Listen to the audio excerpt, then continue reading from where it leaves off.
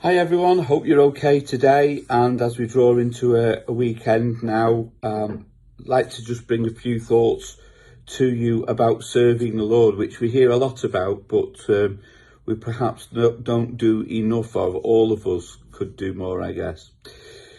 Remember hearing a story about a guy who was in Washington DC, and he was a violinist, and he was playing in the metro, and he started to play classical songs, some familiar songs, and as people went by, some chipped in a little bit of money, some just ignored him completely, others stood for a while interested in what he was playing, and some kind of really enjoyed it and commented, and then some left some money. But all the time he was doing it, I think he collected about $32, which is about £25. It's not a lot, is it?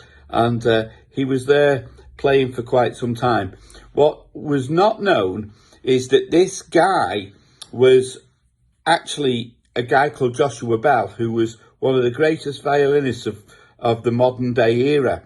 And he was playing on a violin that was worth $3.5 million. Can you believe that? And 2 days before that, he had packed out a Boston theatre where they were selling tickets on average for about $100 each. And it made me laugh, because I thought to myself, here's all these people going past this genius on the violin. It costs so much money. He's taken $32. 2 days ago, he was selling tickets at $100 each on average and packed the place. What's the difference? And the difference is the place he's in, and the difference is he's not recognised in that place.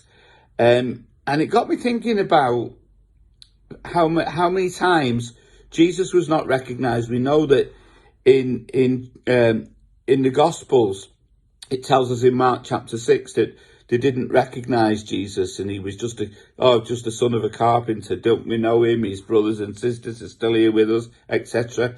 And yet here he is, the master, and they don't recognise him.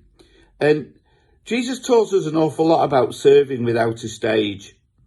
And I'm not sure many of us could do that today, if I'm really honest. Most servants of God, especially the very, very successful ones, the very well-known ones, actually need a stage. If you took their stage away from them, wow, I don't know what they'd do, some of them. I really mean that. Serving without a stage means serving without recognition. It means serving sometimes without reward. And I want to speak to all of those who do that day in, day out, week in, week out, all the time. You don't get a lot of recognition. You don't get a lot of reward. You know who I'm speaking to. I'm speaking to those people, even like my parents who lived for Jesus, never got any recognition, certainly never got any reward for it. Just a lot of hard work, a lot of slog, but they enjoyed serving the Lord. They didn't have a stage, but they still served. And maybe we could do with just checking ourselves today. Do I need a stage to serve God, or can I serve God without a stage?